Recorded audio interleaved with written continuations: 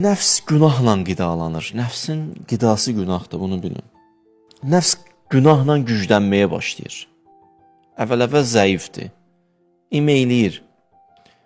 O qədər qidalanır ki, durub gezir. Nəinki gezir, qaçır. Güclənir. Nəfs belədir. Asta-asta nəfsə nə qədər günah verirsən, neyinir? Qidalanmağa başlayır, güclənməyə başlayır. Ona görə deyirlər, müğayət ol, müğayət ol. Hədisdə var, mən ittəbə hava, ə'ata əduvvəhu munah.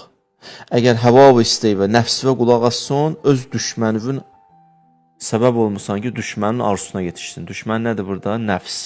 Nəfs sənin düşmənindir. Elə ey ona qulaq assın, səbəbsən ki, o öz arzusuna yetişsin. Yəni, özündən düşmənçi yersən, özünün xəbəri yoxdur. Biraz buna hədd qoymaq və sərhəd qoymaq. Yoxsa get-gedə güclənəcək, dayanmayacaq, hərisliyi də artacaq. Hərisliyi artacaq günbə-gün. Acımasız olacaq. Nəfs doymur.